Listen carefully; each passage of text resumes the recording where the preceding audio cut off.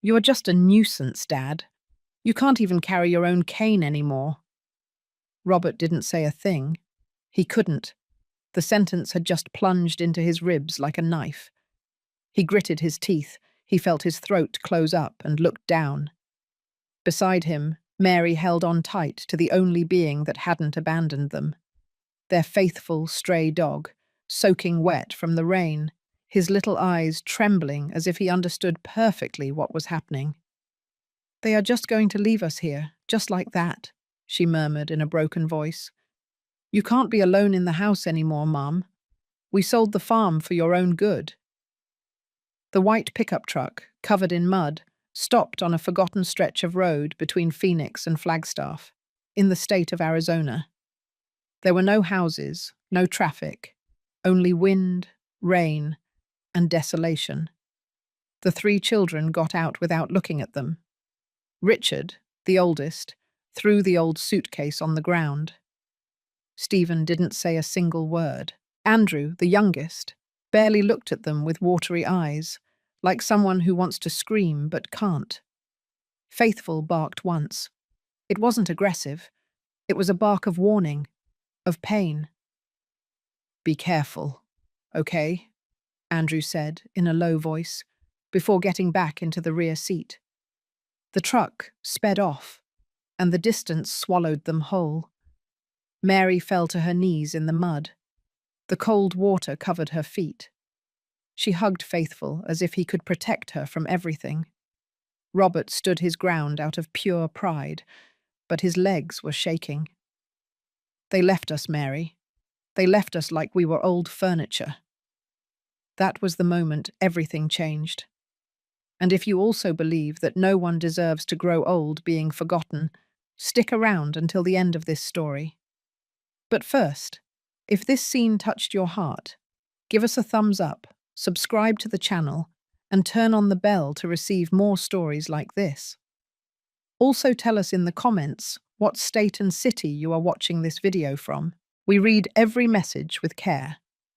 Now then, let's continue. A few minutes passed, maybe hours. Time ceased to have meaning between the cold, the silence, and the rain. Faithful didn't move from Mary's side. Robert stared at the empty road, waiting for something. And that something arrived. A husky engine sound could be heard in the distance. A red semi-truck covered by a blue tarp was approaching slowly. The driver, seeing the soaked couple on the side of the road, slammed on the brakes. He got out immediately. He was a man with a face weathered by the sun, a thick moustache, and a loud voice. His name was Mr. Henry. "Good heavens! What are you doing here in this storm? Where is your family?"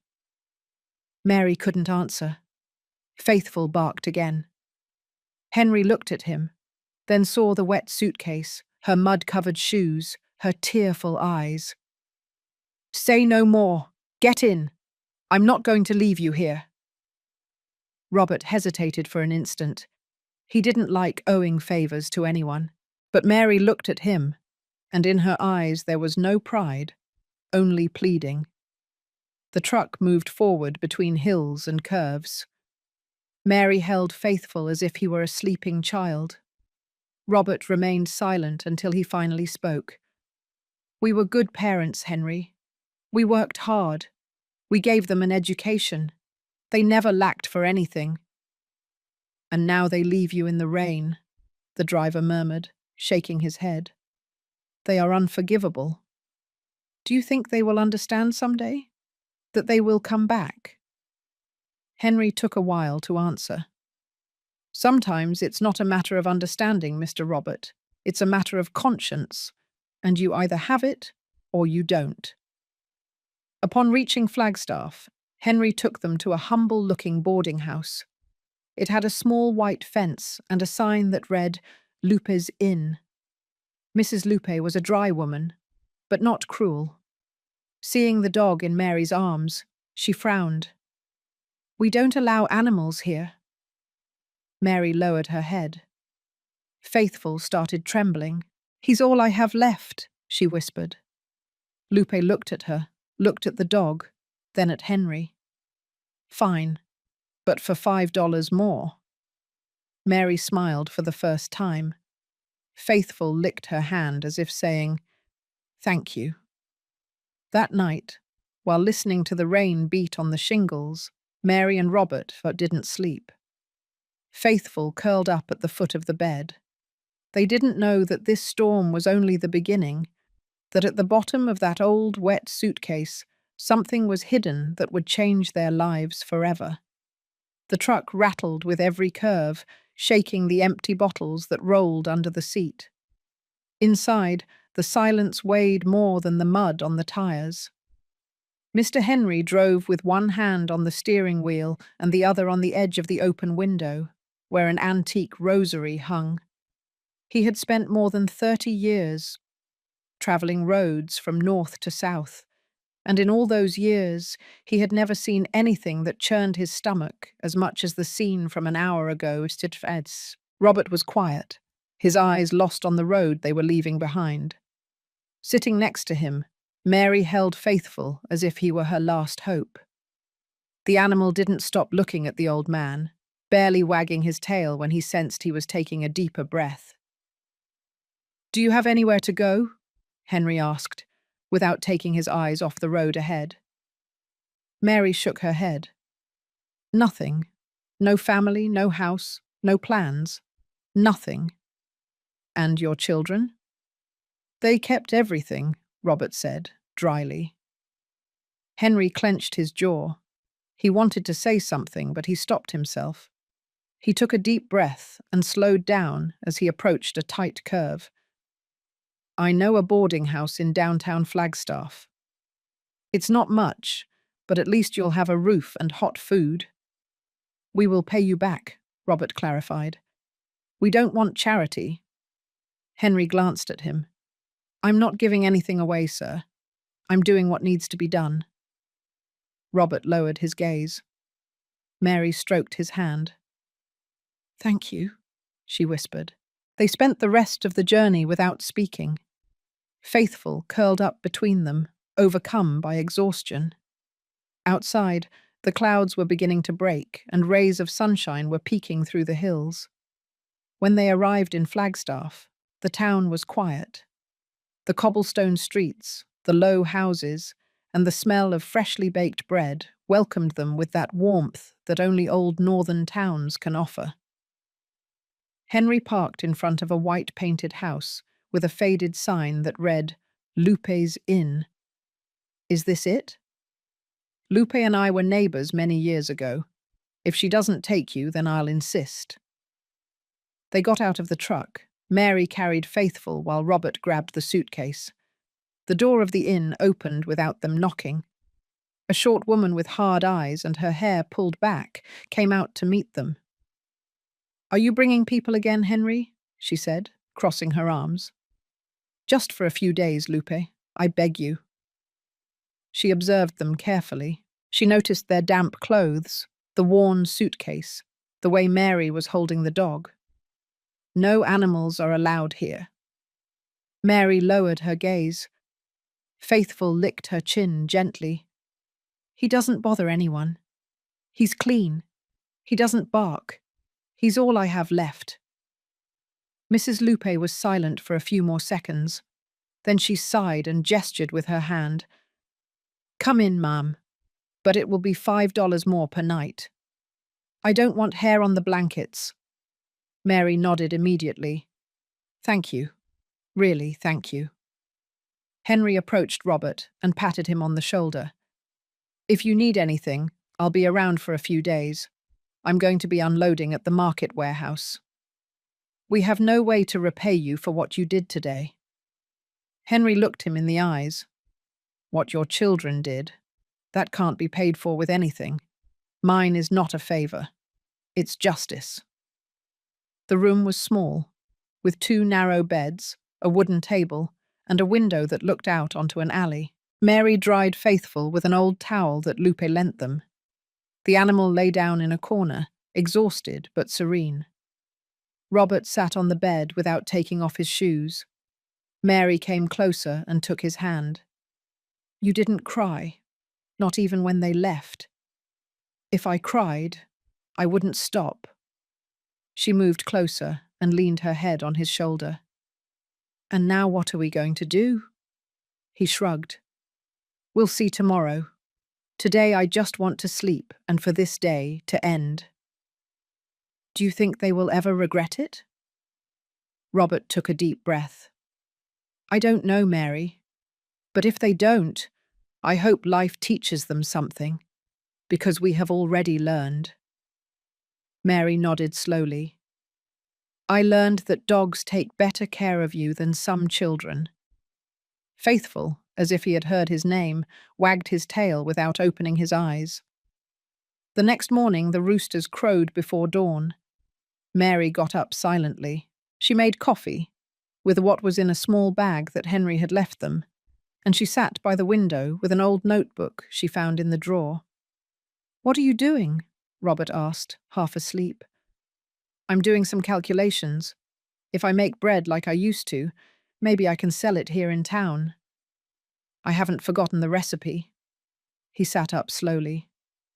Do you have the strength for that? I don't know if I have the strength, but I have the courage. I don't want to die sitting here waiting for the days to pass. Robert stared at her. You were always braver than me. Mary smiled slightly. And you were always more stubborn. So if you support me, we will get ahead. Robert nodded. We'll try it. Faithful was still lying down, calm. But as soon as Mary stood up, he got up too. He followed her down the hallway, through the kitchen, through the courtyard, and when she opened the front door to go out and buy flour, he stopped right at the edge, without crossing, as if he knew that this place was now their home, or at least their hope. Behind an old curtain, Mrs. Lupe watched everything, and although she didn't say a single word, an expression that she hadn't worn in a long time appeared on her face. Something between doubt and respect. But what Mary didn't know was that at the bottom of the suitcase, right under an old linen blouse and a Bible with worn covers, there was something that her children hadn't seen or hadn't wanted to see. A piece of paper, a forgotten document, one that held a truth that was about to awaken. Mary was kneeling in front of the old suitcase they had brought from Phoenix, the same one Richard threw into the mud without looking back.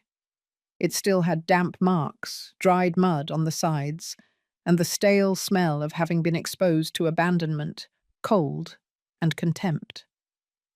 The room was silent. Robert was asleep, overcome by exhaustion and accumulated sadness.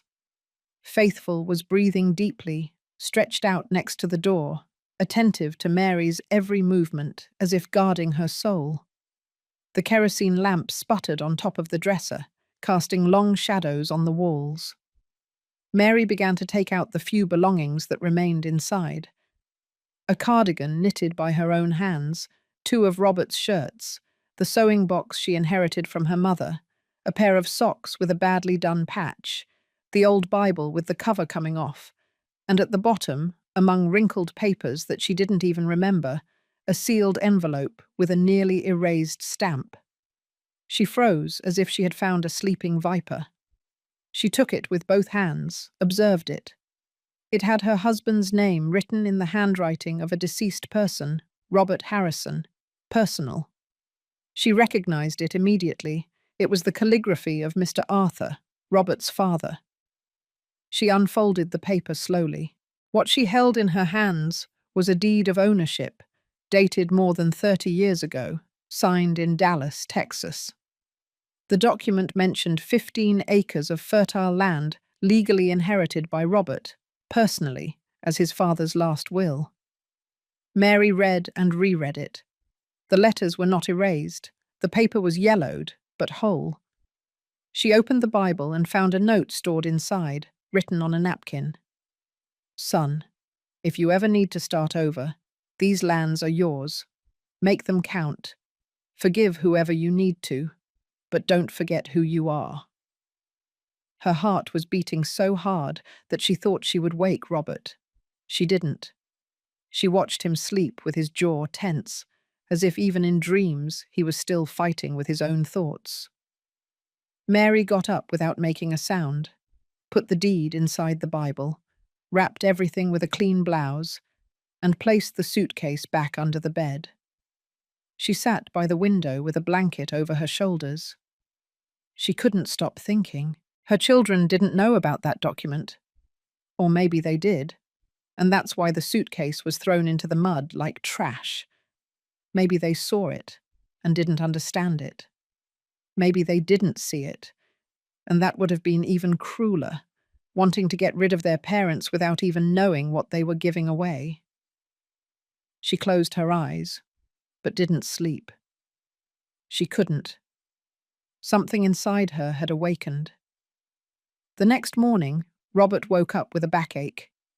Mary served him coffee that she had warmed on the stove in the courtyard. Faithful watched them with his snout on his paws. "Robert," Mary said calmly, "I have something to show you." He looked at her without saying anything. She took the Bible from under the bed, opened it, and handed him the deed. Robert read in silence, his eyebrows furrowed. When he finished, he held it with both hands as if it were a newborn baby. "Where did you find this?" "In the suitcase. It was folded inside a bag. It had your name." Robert swallowed. "My father told me about these lands before he died, but I never knew if he had left the papers. And since no one mentioned anything after the funeral, I thought he had sold them or that it was an empty promise." Mary shook her head. "It wasn't empty. Here it is, Robert. And it's yours." He looked at her with teary eyes. "Dallas, Texas. How long has it been since we went there?" "Since Andrew was born," she replied. "More than 40 years. Do you think they're still unoccupied?" "I don't know, but that no longer matters. If they are occupied, we'll see what to do. But if they are free, we could have a place, a real place." Robert got up slowly. He walked back and forth across the room with the document in his hand. "What if they take this away from us? If they say too much time has passed? We can go to a lawyer, let him tell us what to do. But we can't stay here forever, Robert. Not in this room, not depending on the goodwill of others.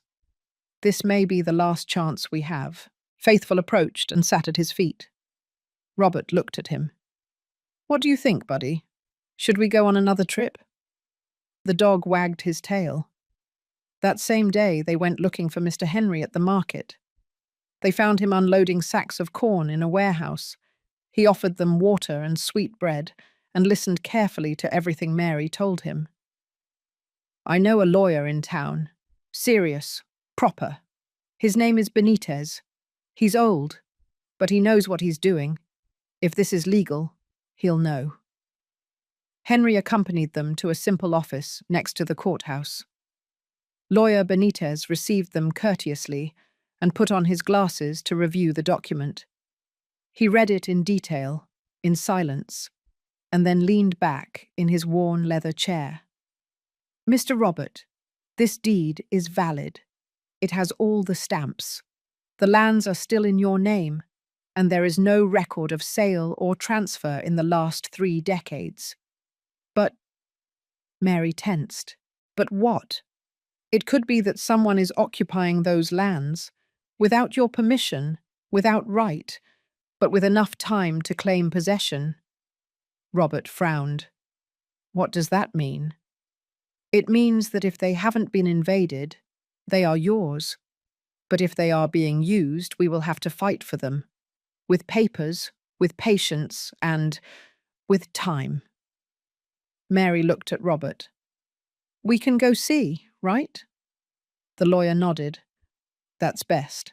I can accompany you if you want, but I can also give you a letter that confirms the property. That's enough to start any process, if necessary." Robert stood up. "We're going, and we're going to see with our own eyes what's there." Mary got up with him. "We don't want to take anything from anyone, but we are not going to keep losing the little we have left either." Benitez gave them the letter and gave them directions to get to Dallas via a safe route. Henry offered to take them in his truck as far as Fort Worth. From there, they would have to take a bus. "Are you sure about this?" he asked them before saying goodbye. Robert looked at him, with his hand on Mary's shoulder and Faithful by his side. "We're not sure about anything, Henry, but not doing anything, that certainly won't save us." Henry nodded. He gave them his blessing with crossed fingers and watched them walk away, with the suitcase in one hand, their hearts in the other, and a dog that seemed to understand the weight of every step. And although the road was long, what awaited them in those forgotten lands was much more complex than a simple trip, because there were people living on what was once theirs. The bus that took them from Fort Worth to Dallas was old, creaked at every curve, and smelled of dampness mixed with diesel. Mary sat next to the window, tightly holding the briefcase where they kept the deed. Robert stared at the road in silence. Faithful, lying at his feet, slept with his head resting on his paws, as if the peace of the movement was restoring some confidence to him. They barely spoke during the journey. They had been through too much in a short time, and what they felt now was not exactly hope, but a strange mixture of fear and obligation. Knowing that those lands were still legally theirs gave them right, yes, but it also opened the door to confronting the unknown. People, stories that perhaps were already taking root, where one day, many years ago, Mr. Arthur planted a future for his son. When they arrived at the Dallas bus station, the sun was shining brightly. Mary got off the bus first, with Faithful walking by her side. Robert, with the suitcase in his hand and his hat down, stopped for a moment to breathe the hot air of that land that had been his on paper, but not in memory. "It smells the same," he said, as if to himself. "The same as what?" "To toasted corn, dry earth, and country air, like when I was a child." They walked a few blocks to a small diner where they ate something simple, refried beans, freshly made tortillas, and watered-down coffee. Mary barely tasted her food. She kept looking at the briefcase. "What if they are already using it?" she asked. "Then we'll see about it. That doesn't change the fact that it belongs to us." "But if there are children, Robert, if there are poor people, I won't be able to take it away from them." He didn't answer immediately. He looked out the window. "I don't want to take anything from anyone, Mary, but I also don't want to die seeing how my own children drove us out of the little we had. I'm not going to settle for them leaving us thrown out like trash." She lowered her gaze. Faithful, as if sensing the tension, lay down on her feet. They finished eating and headed towards the dirt road that led to the property. Lawyer Benitez had given them a clear description. A rectangular plot, bordered by mesquite and cactus, with a small stream running through one of the corners. They took a local taxi to the entrance of the old road and walked the rest of the way. Faithful ran from side to side, happy to be surrounded by the countryside. Mary, with her blouse soaked in sweat, did not complain. Robert walked with firm steps, as if every meter brought him closer not only to his land, but to something deeper. After almost half an hour, they saw it. A simple house, built with unplastered concrete blocks, a rusty tin roof, and a fence made of wire and branches. There was laundry hanging, a red tricycle in the shade of a tree, and in the background, a woman washing clothes at a makeshift wash basin. Next to her, 2 small children played with a deflated ball. Mary stopped abruptly. Robert looked at her. She shook her head, as if the mere sight of those children weighed on her more than any legal right. "And now what?" she asked, in a low voice. "Now we see who they are," he replied. without hesitation. They walked towards the entrance. Faithful barked once, not with menace, but with curiosity. The woman saw them, wiped her hands on her apron, and came out to meet them, leaving the wash basin. "Good afternoon," Mary said, her voice trembling. "Afternoon," the woman replied suspiciously. "Are you looking for someone?" "Not exactly," Robert intervened, pulling out the envelope with the deed. "We came because this land, these properties, were my father's, and according to the papers, they are still ours." The woman frowned. She called someone with a shout. "Matthew!" A thin man, with a pale face and slow walk, came out from inside the house. He leaned on a cane. He coughed before speaking. "What's going on?" Mary repeated what Robert had said. Matthew took the paper, read it in silence, and then looked at them with a mixture of sadness and worry. "We've been here for 9 years," he said. "We found the land empty, no fences, nothing. No one came in all this time. We thought it was abandoned. We cultivated it, raised chickens, planted beans. Our children grew up here. We never sold these lands," Robert said. "I never signed anything. They are ours." Matthew nodded slowly. "I understand. But we have nowhere to go.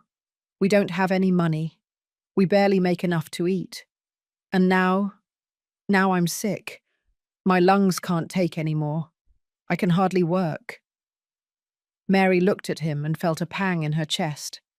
The children appeared behind the door, with wide eyes, holding on to their mother's legs. "We didn't come to run anyone off," Mary said suddenly.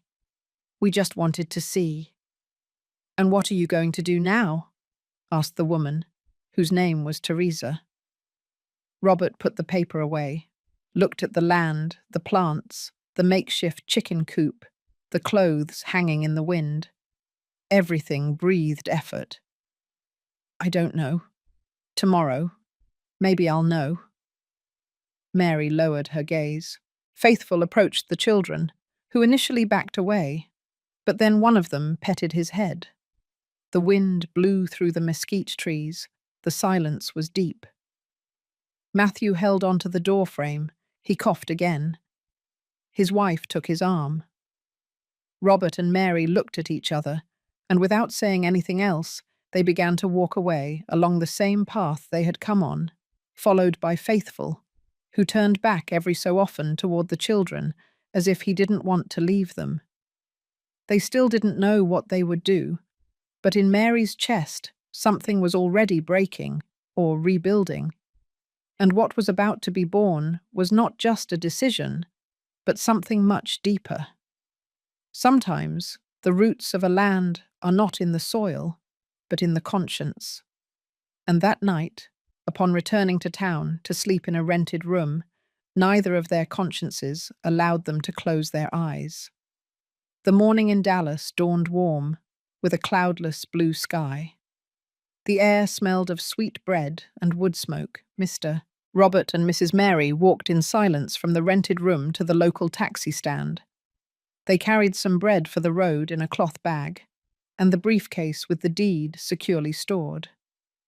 Faithful walked ahead of them, sniffing every corner, as if he had known that place forever. They took a taxi to the entrance of the dirt road that led to the property. This time they were not going with the fearful curiosity of the first visit, but with a weight in their chest. They had already seen Teresa and Matthew. They had already felt the presence of those children playing in the sun. They knew that behind every makeshift wall were entire lives built with effort. Mary, as they walked, went over and over the scene from the previous day. Matthew, leaning on his cane, pale, almost breathless. Teresa with hands red from the wash basin soap, the children behind the door. She thought of her own home, of the days when Richard and Stephen played in the yard, of the way she herself washed clothes under the sun so that they lacked nothing.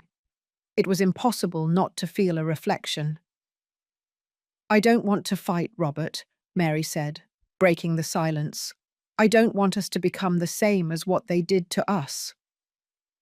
No one wants to fight, he replied, but no one defended us either when they left us on the highway. If we don't defend this, what do we have left? She did not answer. She walked slower, letting Faithful go ahead. The dog ran along the path, kicking up small clouds of dust with his paws. Upon reaching the property, the sun was high. The children were playing again, this time with an old rope. Faithful approached slowly, wagging his tail. The children smiled and threw him a piece of tortilla. Faithful caught it in the air and chewed it calmly. Mary watched the scene from a distance, her eyes filled with tears without her realizing it. Teresa came out of the wash basin, wiping her hands on her apron. Seeing them, she walked toward the fence. "You came back?" she said cautiously. "Yes," Robert replied, pulling out the envelope. "We need to talk." Teresa nodded. She called Matthew, who slowly came out of the house, coughing.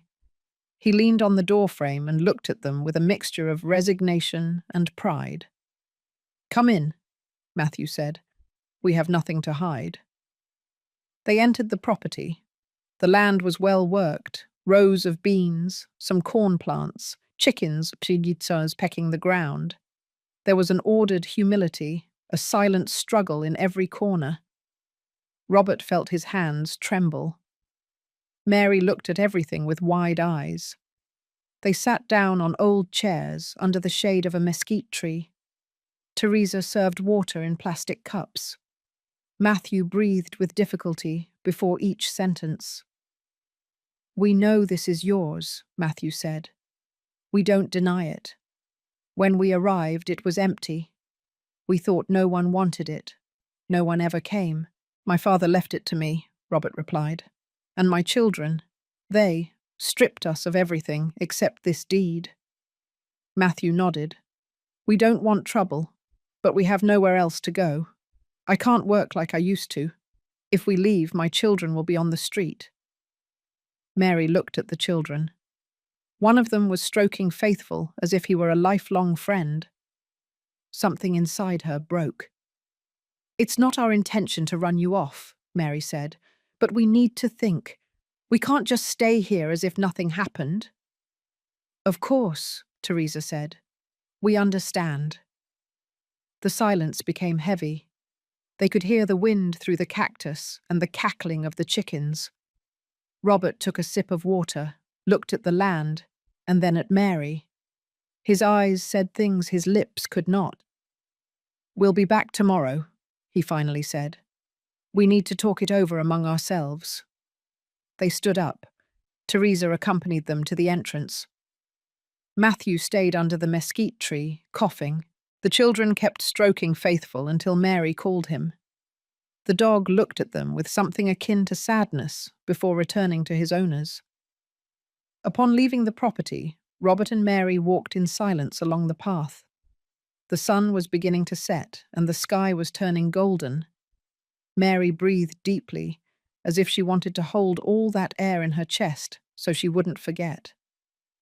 Robert clenched the deed in his hand. "This land is not empty, Mary," he murmured, his gaze fixed on the road. "It has history, it has life, and now it has a problem." Mary glanced at him. She didn't respond. But in her mind, a decision was beginning to form, still small, still trembling. Faithful walked beside them, looking back every so often, as if he didn't want to leave those children or that tin-roofed house behind. That night, back in their rented room in town, Mary couldn't sleep. She got up and sat by the window. The briefcase with the deed was on the table. Robert was snoring softly. Outside, the moon lit up the stone street. She thought of Teresa's hands washing clothes, of Matthew's cough, of the wide eyes of those children. She thought of her own life, of her son's. She thought of Faithful, who slept at her feet. And she felt, for the first time in many months, that what was at stake was not just land, but something much deeper, the kind of people they were going to be after everything. As the night progressed, Mary heard a faint noise in the street. She looked out. There, on the corner, under the light of a street lamp, was a tall man in a hat leaning against a post. He was watching her from afar. He was barely a shadow, but something in his posture seemed familiar to her. She blinked. When she looked again, the man was gone. The sunrise brought with it warm air, filled with the crowing of roosters in the distance and the crunching of the first branches breaking under the wind's footsteps. Mary hadn't slept. She remained sitting by the window until the sky went from dark blue to pale orange. She clearly remembered that silhouette under the street lamp the night before. She couldn't be sure if it was Richard, but something in his posture, in the way he remained still, seemed too familiar to her. She didn't say anything to Robert. She kept the image in silence, like someone who hides a premonition so as not to stain the hope that was still forming. Mid-morning, after having coffee and bread, they returned to the property. This time Teresa received them with swollen eyes, but without tears. Matthew was sitting in a makeshift rocking chair with a damp cloth on his forehead. His breathing was shallow. Each cough doubled him over, as if something inside him was slowly going out. Mary approached without speaking. She crouched in front of Matthew and offered him a cup of tea she had brought in a thermos. He took it with trembling hands. "Thank you," he murmured, unable to hold her gaze. Teresa invited them in. Robert hesitated but entered. The inside of the house was simple. A wooden table, 2 chairs, an old stove, a couple of cots. The walls were adorned with drawings by the children made with crayons. There was a poor but dignified peace in every corner.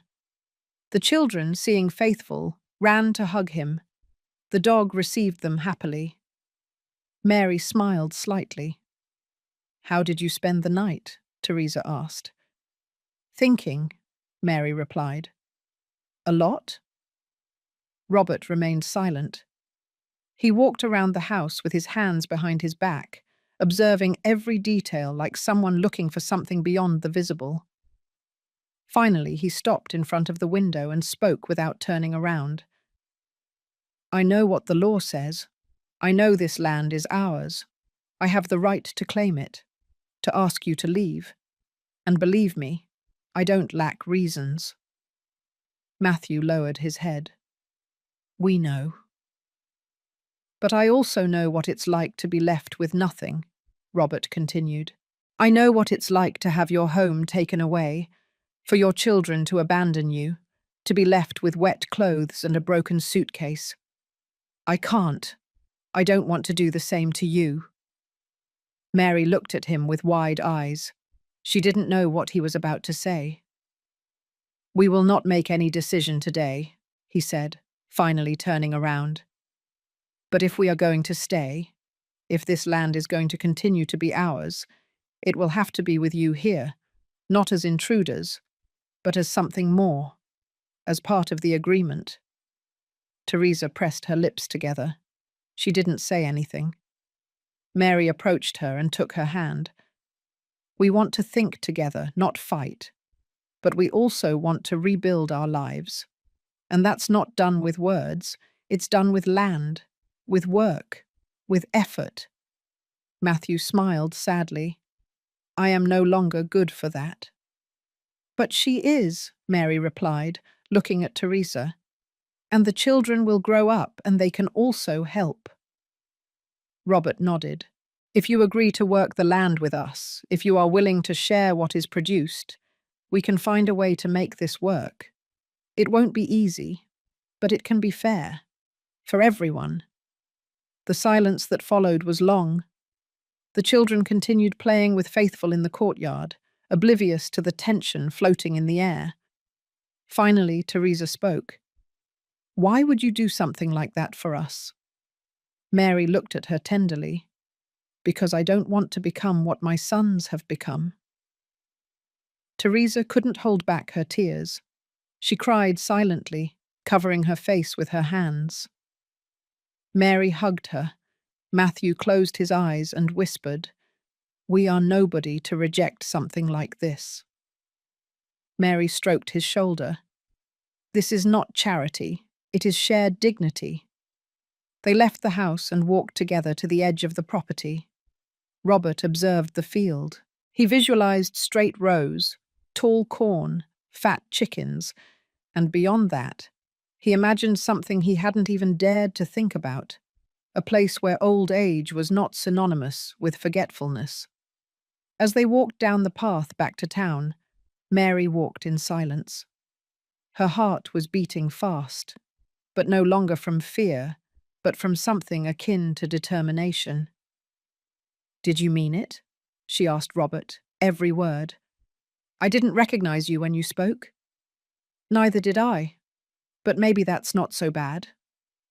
Faithful walked ahead of them with his tongue hanging out, as if he knew every stone on the path. As they passed an old light pole, the same one where Mary thought she had seen a silhouette the night before, he stopped. He growled softly, his body tense. His ears perked up. Mary froze. She looked around. "What is it, Faithful?" The dog sniffed the ground, spun in circles, and then started walking again, but slower, without stopping looking back. Robert frowned. That dog never growls for no reason. Mary didn't say anything, but something was stirring inside her, a feeling, a presence, as if someone else was watching them from the shadows of the past. The next day dawned with a cloudy sky and a cold wind blowing across the field, as if it knew that something important was about to be decided. Robert got up early, long before Mary opened her eyes. He sat at the table in the rented room, with the deed on the tablecloth, and looked at it for long minutes without moving a muscle. Mary found him there, with his elbows on the table, his face in his hands, and an expression that mixed resignation with purpose. "There's no turning back, is there?" she asked, serving him coffee with the little sugar they had left. "No," he said without looking up. "But there are new paths, and I think this is one worth taking." She sat across from him and held his gaze. "Are you sure?" "Not entirely, but when you've lost as much as we have, you learn to see with different eyes. They are not to blame for what happened to us, and they don't deserve for us to carry our pain on their backs." "And we don't deserve to disappear either," Mary added firmly. "That's exactly why we're going to stay, but not alone." They walked towards the property under a grey sky that threatened rain. Faithful walked ahead, attentive, as if he understood that this day was not like the others. When they arrived, Teresa was folding clothes on the clothesline. Seeing them, she dropped the basket and walked up to them. Matthew was resting inside the house, covered with a blanket, and the children were picking up seeds from the ground. "Good morning," Mary greeted them in a calm voice. "Good morning," Teresa replied, a little disconcerted. "Do you want to come in?" Robert shook his head. "We want to talk here. It won't take long." Teresa stood in silence, waiting. "We are going to stay," Robert said. "We are going to work this land. We are not going to sell it. We are not going to abandon it." Teresa nodded slowly, not knowing what to say. "And you?" Mary added. "If you want, you can stay too, but under an agreement." "What kind of agreement?" Teresa asked, frowning. "A fair one," Robert said. "We will share the harvest. Everything that comes out of this land will be divided. Half for you, half for us. We will help in whatever way we can. You will too. If this land produces more someday, then we all win. But it can no longer be as it has been until now." Teresa was speechless. Her hands were trembling. Mary took her hand. "It's not charity, Teresa. It's alliance. It's respect. Matthew slowly came out of the house, leaning on the doorframe. He listened to the last part of the conversation. "We accept," he said in a hoarse voice. "There's nothing to think about. No one has treated us with such dignity since we arrived here." Robert extended his hand. Matthew walked down the stairs with effort.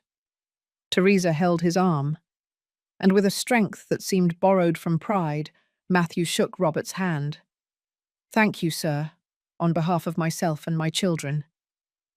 Mary hugged Teresa, and at that moment, something broke, not from sadness, but from relief. Finally, they were no longer alone. Finally, after so much wandering, a new stage was opening. That same day, the plans began. They cleared a part of the abandoned land. They repaired the planks of an old shed to store tools, and they decided that the first crops would be corn, squash, and beans. Mary would teach Teresa how to bake bread to sell in town, and Robert, although he no longer had the strength he once did, would be in charge of supervising the rows and teaching the children what he knew about the land. Faithful ran from side to side, barking with joy. The children chased him, and he only let them catch him when he wanted to. Teresa cooked a rice with vegetables, and they shared it among everyone, sitting in the courtyard, with tin plates and hot tortillas. Matthew ate little. His breathing was still heavy, but in his eyes there was a light that Mary had not seen before, a mixture of gratitude and rest, as if something inside him was beginning to heal. "I never thought this place could feel like a real home," he said, looking at the sky. "Neither did I," Robert replied, "and look where we are." After eating, while the children washed the dishes, Mary and Teresa talked sitting under a mesquite tree. "When they left us on the highway," Mary said, "I thought it was the end, that no one else in the world would open a door for us, not even a kind word." "I also thought that when Matthew got sick," Teresa replied, "even the neighbours stopped greeting us, as if we were already dead." Mary nodded, was silent for a moment, and then murmured, "Maybe that's why we found each other." Teresa looked at her tenderly. Maybe it wasn't a coincidence. The afternoon fell slowly, and with it a soft drizzle that refreshed the earth. The first drops wet the freshly sown seeds like a silent blessing. Back in the rented room, Mary was putting her things away, while Robert cleaned his boots. Faithful slept under the bed. The sound of the rain was relaxing, as if the sky was whispering something that they still couldn't understand. "Do you think it will work?" Mary asked. "I don't know, but for the first time in a long time, I want it to work." She hugged him from behind, rested her head on his shoulder, and said softly, "Me too."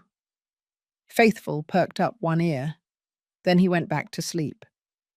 Outside, on one of the corners of the town, in a quiet shadow, someone was watching, with a hat, with his hands in his pockets, and with a gaze that wasn't new. The sky dawned clear after days of light rain, as if the weather had also decided to cooperate with the new beginning. The air smelled of damp earth, and the sound of birds mixed with the rustling of leaves in the wind. Mary was the first to get up. She lit the fire in the wood stove and put water on to heat for coffee.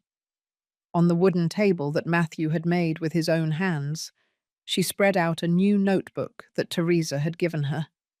There she would write every expense, every sale, every step. Teresa came in shortly after, still with messy hair, but with a sincere smile. "Did you sleep well?" "I slept. Peacefully," Mary replied. "Which is not the same, but it's something." The two shared a coffee in silence. Faithful slept at the entrance, with a paw over his snout, breathing slowly. The children were already awake, but they knew it was an important day and kept the commotion to a minimum. Robert appeared with his hat in his hand, still half asleep, but with a more relaxed face than usual. "We start today, right?" Mary handed him a damp cloth for the sweat that would come later. "Today we are planting more than seeds, Robert." He nodded. He didn't say anything. But that day was the first, after a long time, that he felt he still had a purpose in this world. They divided the land into small plots. Mr. Robert marked the rows with a stick, just as he did in his youth. Teresa and Mary gathered seeds that Matthew had carefully saved for years. Heirloom corn, squash, beans. Nothing modern, nothing hybrid. Everything from the earth, for the earth. The children helped by carrying buckets of water. Faithful ran between the rows without stepping on a single plant, as if he knew that it was a sacred space. Matthew, from his wooden chair on the porch, watched in silence. His lungs no longer allowed him to work, but his eyes shone with pride as he saw his family and the new companions forming something together. At noon, Mary was sweating on her forehead, but her hands were not shaking. It had been years since she felt useful. Alive. She took a break under the shade of a mesquite tree and took out a loaf of bread she had baked the night before. "Want to try it?" she offered to Teresa. Teresa bit the bread suspiciously, but soon her eyes widened in astonishment. "It's delicious. I used to make it to sell when the children were little, at the Phoenix market. I had my customers, until they left and I couldn't manage everything anymore." Teresa took her hand. "You could start doing it again. There's no bread like this in town. Everyone buys packaged bread." "Do you think anyone would buy it?" "Of course. I would buy it from you every day." Mary smiled for the first time in weeks. That afternoon, they made a bigger batch. Mary taught Teresa how to prepare the dough, how to monitor the baking without a clock, using only the smell and the sound of the bread when tapping it with her knuckles. That night, they took 10 loaves to town and returned with half of them sold and several orders for the next day. Next. "We didn't sell bread," Teresa said as she counted the coins. "We sold history." As the weeks passed, the small community took shape. Mary and Teresa baked 3 times a week, and they took the loaves to the market wrapped in embroidered napkins. Customers began to ask about the origin, and when they heard that they came from a property on the outskirts, where a family worked alongside an elderly couple, they responded with admiration. "Good people," they said. "You can tell in the bread." Robert taught the children how to sew, how to conserve water, how to recognize good and bad insects. In the afternoons, he would sit with Matthew to chat, to reminisce about life, to laugh at what they could no longer do. Mary knitted at night, and Faithful slept at the foot of her bed, like a silent guardian. "Do you realize, Robert," she said one night while embroidering, "we are starting over, old, broken, and with the bare minimum, but we are starting. They took away our children, our house, our memories, and yet here we are." "I don't know if you'd call it a miracle, Mary, but it's something. It's faith, even if we no longer know how to pray like before." He chuckled softly. "You always knew better than me what praying was." "No, Robert. I just closed my eyes and prayed for you." One day, as they returned from the market, Mary and Teresa stopped in front of the town church. An older woman approached them. "Are you the ones with the bread of hope?" "Excuse me?" Teresa asked, confused. "That's what they call the bread you sell, bread of hope, because they say a lady who bakes it was abandoned by her children, and instead of giving up, she decided to start over." Mary didn't know what to say. She just looked down. "Is that you?" the woman insisted. "Yes," Mary replied with a shaky voice. "It's me." The woman hugged her without saying anything else. That night, Mary told Robert what had happened. Imagine, bread of hope. He looked at her and smiled tenderly. And you know what the best part is? What? That we are not selling bread. We are planting something bigger, something that maybe others also need. Mary nodded. But there is a shadow. Something has been bothering me for days. What? I feel like someone is watching us, from afar, as if they don't want to get close, but they don't want to leave either. Robert remembered the man in the hat, the one he had seen on the corner the night they started the agreement. I've felt it too. I didn't want to tell you. Faithful, lying on the doorstep, raised his head. He growled softly, his ears tense. And at that moment, Mary knew that that shadow was not an invention of her mind. It was real, and it carried a last name she knew very well. The afternoon heat was heavy over the freshly watered rows. Robert stood next to the makeshift shed, checking the seeds they would save for the next planting. Mary was coming out of the oven with the last loaves of the day. The sweet aroma of lard and cinnamon filled the courtyard. Teresa was hanging up her children's clothes, while Matthew rested with his gaze fixed on the horizon. Everything seemed orderly, although there was a strange stillness in the air, like a calm before a storm. Faithful, lying next to the door, had his ears perked up. He had been like that for days, sniffing the wind, walking back and forth along the border of the property. The children played nearby without realizing it, but Mary watched him with concern. She had learned to trust the dog's instinct. Faithful was never agitated without reason. "This dog feels something," she said in a low voice, while kneading the next batch. "Something is coming, Robert." He didn't answer. He just wiped the sweat from her forehead with a cloth. The next day, when they returned from the town market with the sales of the bread of hope, they found them waiting. A grey car was parked at the entrance of the property, with the doors closed and the windows tinted. Faithful stood up, rigid, with the hair on his back bristling. Richard got out of the back door, impeccably dressed, with an expensive hat and dark glasses. His smile was cold, calculated. Behind him came Stephen, less elegant, but with the same hard expression. Andrew was not there. Mary felt her blood run cold. Robert clenched his fists without moving. "So this is where you were," Richard said in a loud voice. "We thought you no longer existed." "What are you doing here, Richard?" Robert asked in a grave voice. "The same as you, Dad, coming to see my lands." "These are not your lands," Mary replied, clutching the briefcase against her chest. Richard laughed contemptuously. "Oh no?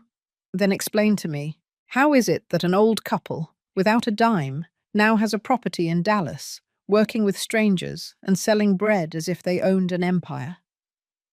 Stephen watched his brother without speaking, but with a look of approval. "I told you it was true," he murmured to him. "We never sold this land," Robert said. "It's been mine since before you were born. Your grandfather left it to me. You kept the house, the cattle, everything. This is not to be touched." Richard took a step forward. "Don't talk to me like that. We are your children. You have obligations to us." "Obligations?"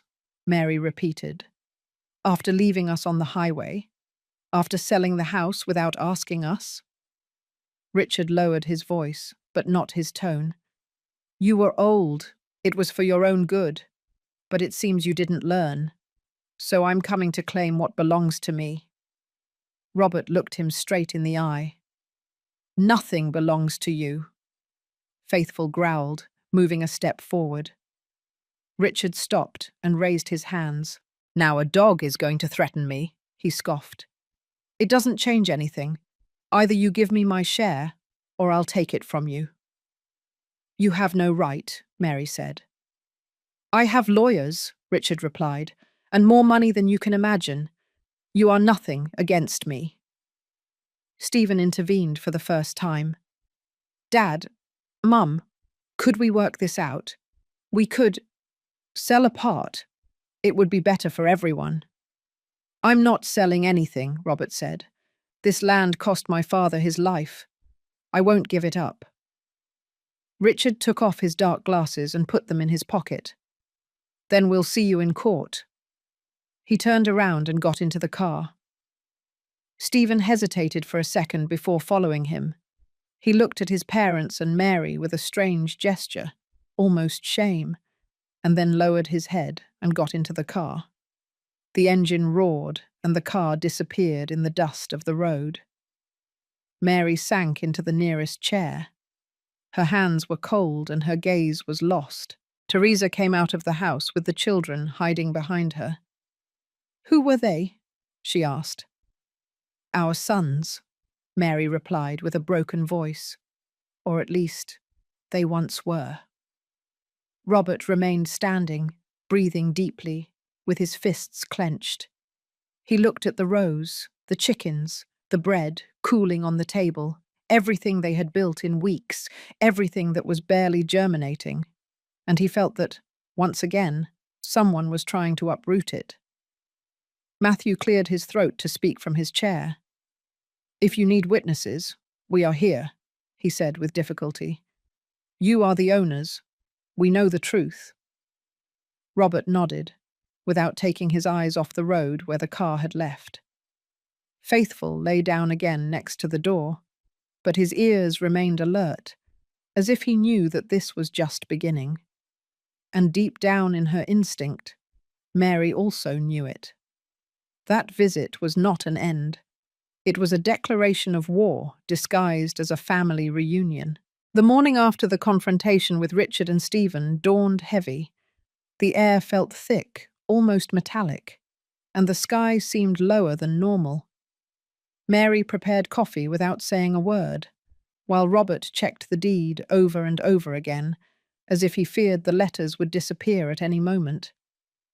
Faithful, at the foot of the table, wagged his tail listlessly, sensing the tension in the atmosphere.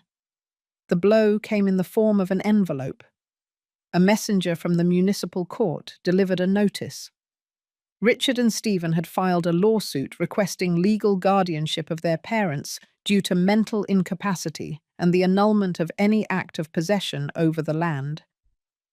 Mary felt the world collapse when she read it. Robert clenched the paper until it crumpled. "They want to declare us crazy," he said in a broken voice. "They want to steal the only thing we have left."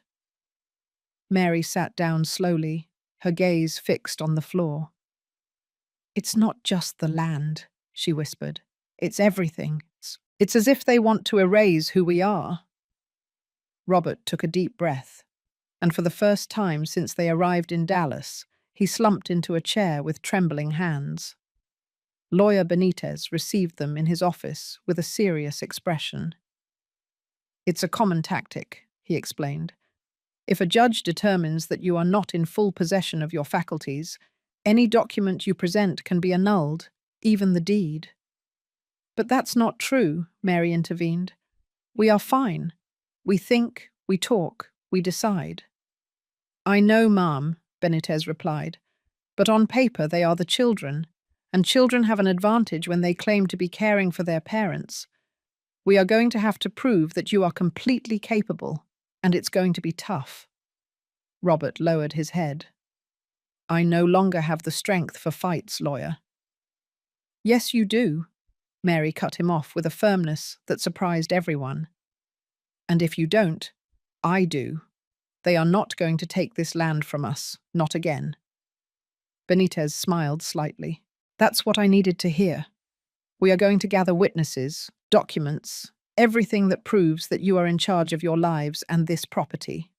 Teresa, Matthew, Mr. Henry, Mrs. Lupe, everyone can help. But be prepared. Your children are going to use cruel words." Mary nodded, swallowing. "They already used them when they left us on the highway. They can't hurt me more than they did that day. The following days were a mixture of work and preparation. Mary and Teresa continued baking bread, but now they also made lists of witnesses and dates. Robert taught the children how to sew, although his mind was elsewhere. Matthew tried to help, but his health deteriorated and his cough became deeper. Faithful, on the other hand, was more attentive than ever. He slept next to the door, sniffed every visitor, followed Mary to the market like a shadow. The children adored him, but they also knew not to bother him when he growled softly. That meant someone was lurking. One afternoon, as Mary returned from town with Teresa, she saw a car parked in the distance, with its lights off. She couldn't make out faces, but she knew who they were. She kept walking without looking back. The day of the hearing arrived. The courthouse was an old building with thick walls and worn mosaic floors. It smelled of dampness and old papers. Mary entered holding Robert's arm. Faithful could not go in, so he stayed outside with Teresa and the children. Through the door, his shadow looked restless. Inside, Richard and Stephen were sitting with their lawyers, impeccable, talking in low voices. Andrew was not there. Mary looked for his face, but couldn't find it. The judge looked at them with a neutral expression. Richard's lawyers began with measured words, but loaded with venom. That their parents could no longer manage their assets, that they had been manipulated by strangers, that they were in danger. Mary squeezed Robert's hand under the table. When it was their turn to speak, Robert got up with effort. He didn't raise his voice, but every word came out clearly. We are not crazy. We are not incapable. We are elderly, yes, but we are free. My sons sold us out without permission, left us on the highway, took everything from us. And yet we are still standing. This land was left to me by my father. I didn't steal it. I didn't misuse it. I am working it with my hands. Richard shifted in his seat. Stephen looked down. Mary also spoke in a calm voice. I bake bread every day. I manage accounts. I buy and sell. I am not mentally ill. I am hurt in my heart, which is different. The room fell silent. The judge took notes. The hearing was postponed to allow more evidence to be presented. They left the courthouse with tired faces, but with a spark of dignity intact. Outside, Faithful greeted them with a wagging tail, but with tense ears. Teresa gave them water and a hug. Matthew, who had made the effort to go, coughed relentlessly. This is not over, Benitez said. It's just beginning. Mary took a deep breath, stroked Faithful's head, and looked at the horizon. The grey car was again parked at the end of the street. Someone inside was watching, motionless. And inside her, Mary felt that the real battle was not yet the legal one. It was another, much closer and much more painful. The courthouse was more crowded than the first time. A dense air, mixed with dust and murmurs, hung in the room. There were neighbours, curious people, and even some customers of the bread that Mary and Teresa sold in town. News of the trial had spread through Dallas like wildfire, and everyone wanted to see the dispute between the elderly parents and their sons up close. Mary entered holding Robert's arm. She wore a blue shawl that Teresa had lent her. Her hands were cold, but her steps were firm. Robert walked slowly, his gaze fixed straight ahead, like someone who knows that every step is a declaration of dignity. Faithful couldn't enter, but he stayed outside, lying next to the door, with his ears perked up and his eyes attentive. Teresa, Matthew, and the children waited with him. Inside, Richard and Stephen sat next to their lawyers, dressed in suits, with their hands crossed and a look of confidence. They didn't look up when their parents entered. Andrew, however, was in a corner, with his head bowed. like someone carrying something they can't confess. The judge, a woman with her hair pulled back and thin glasses, settled into her seat. Her voice was clear and unadorned. "Today, we will hear witnesses," she announced. "Each party will have an opportunity to speak." Richard's lawyer was the first. He used sweet but sharp words. He painted Robert and Mary as manipulative old people, incapable of handling legal matters, let alone a property. He said they had been influenced by strangers to take advantage of their sons. Mary squeezed Robert's hand under the table. When it was his turn, Robert stood up. He didn't need paper or notes. "I am not crazy," he said, his voice deep but firm. "This land has been mine since before my sons were born. My father left it to me because he trusted me. I didn't steal it. I didn't buy it with trickery. I worked it with my hands, and now I work it with my heart. My sons left me on a highway in the rain. If that doesn't show who takes care of whom, I don't know what else you need." A murmur went through the room. The judge raised her hand, and everything fell silent. "Let the witnesses come forward," she ordered. First, Mrs. Lupe entered. She walked straight to the stand. "I took them into my inn when no one else would. I saw how they arrived soaked with a broken suitcase and a skinny dog. No one manipulated anyone. If anyone has been good in this town, it is them." Then Mr. Henry entered. He took off his hat before speaking. "I found them on the highway, Your Honor. Their sons left them there. That is not gossip. I saw it. And if they are standing here today, it is because they have more dignity than many of those sitting in suits in this room." The judge nodded and took notes. Richard's lawyer tried to object, but she gestured for him to be quiet. Then it was Teresa's turn. She entered with her clean apron, but her hands were still damp from the wash basin. Her eyes shone with contained tears. "I live on the land with my husband and children. They didn't kick us out. They proposed sharing. No one manipulated us. No one asked us for anything in return. If my children eat today, it is because this couple decided to forgive instead of destroy." Matthew couldn't enter, but he sent a letter written with effort and signed with his own trembling hand, explaining his illness and thanking Robert and Mary for not having expelled them. Each testimony was like a stone, tearing down the wall of accusations built by Richard. The judge listened to everyone, without interrupting, and when Mary sat down again, she felt for the first time in a long time that she was not alone. Upon leaving the courthouse, the crowd parted to let them pass. Several people approached to shake their hands, to offer words of encouragement. Mary smiled humbly. Robert took a deep breath. "We haven't won yet," he murmured, "but at least we are no longer invisible." Andrew approached for a moment. His eyes were red. I didn't know they were going to go this far," he stammered. Mary looked at him without saying anything. Andrew lowered his head and left before Richard saw him. Faithful greeted them with a wagging tail. Teresa gave them water. Matthew raised his hand from the truck in a sign of support. That night, back in the room, Mary sat by the window. She looked at the silent street. Faithful slept at her feet. Robert was writing something on a sheet of paper. "What are you doing?" she asked. "I'm writing down everything that happened, so that no one can say it was different." She nodded. Outside, a grey car slowly passed in front of the house and stopped for a few seconds. Then it continued on its way, without lights. Mary felt a chill.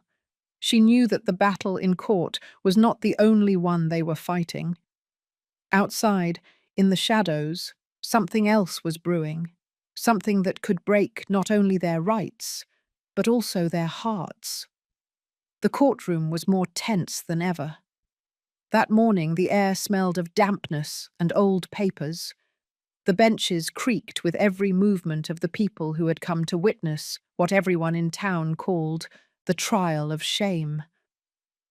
Mary entered holding Robert's arm. They walked slowly but with their heads held high. Faithful stayed outside, lying on the cold tiles with his ears perked up and his eyes fixed on the door, as if he knew that something that concerned him too was being decided inside. Richard and Stephen were already in their seats, in dark suits and with stony gazes.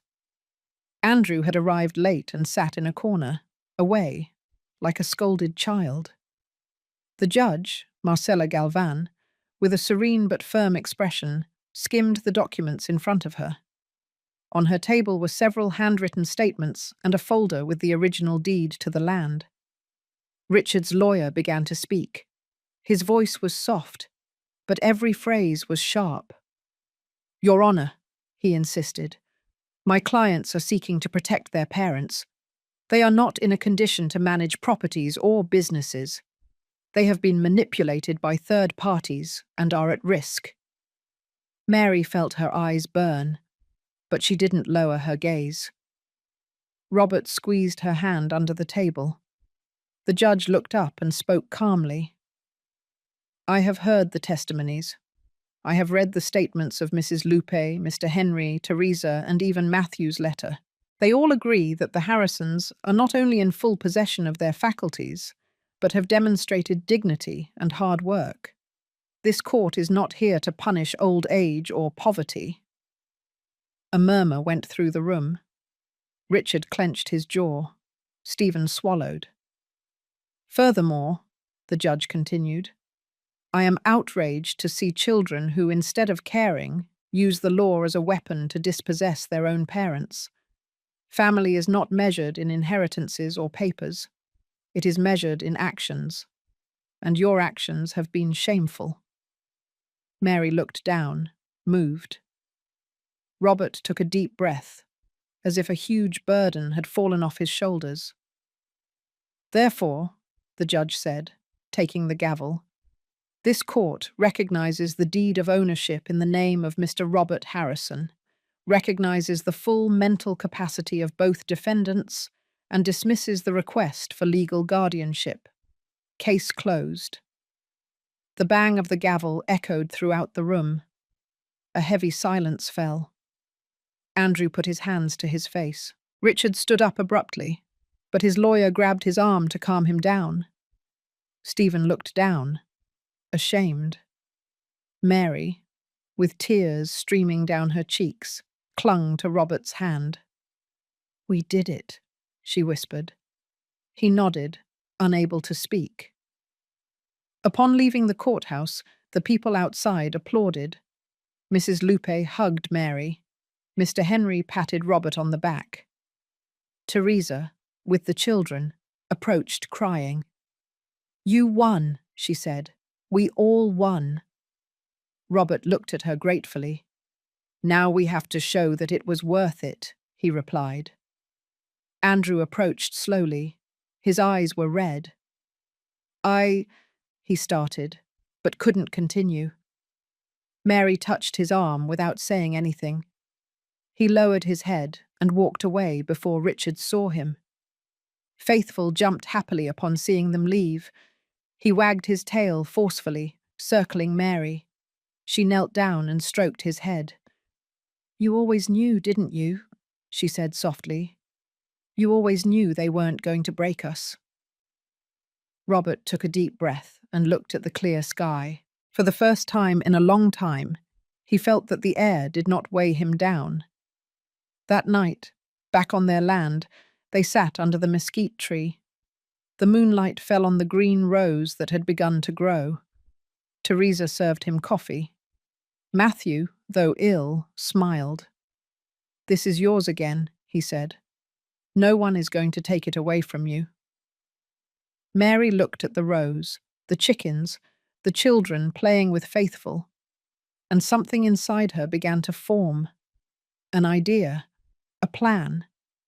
Robert said softly, "This land saved us, and we can't keep it just for ourselves." He looked at her in silence, understanding without words. On the horizon, a car light passed slowly along the road and stopped for a few seconds before disappearing. Mary noticed it, and her heart skipped a beat. She didn't know if it was Richard, a stranger, or a new problem approaching. But she knew that what they were about to decide would not only change their lives, but the lives of many others. The rows were turning green with vigor. The corn was growing evenly, and the bean plants were intertwining around the sticks that the children had staked as guides. The chickens walked among the crops with confidence, as if they also knew that something new was being created on that land. The morning after the trial, Mary sat under the mesquite tree that shaded the side of the house. She had a notebook in her hands, and on the cover she wrote in blue ink, "New Life Refuge Project." She hadn't talked about it with Robert yet, but the idea had been born from her soul and was throbbing in her chest like an old heartbeat that was finally finding its rhythm. "What are you writing?" he asked, approaching with his cup of coffee. "A plan," she replied without looking up. "I want to open up this land, not just for us, not just for Teresa or for the children.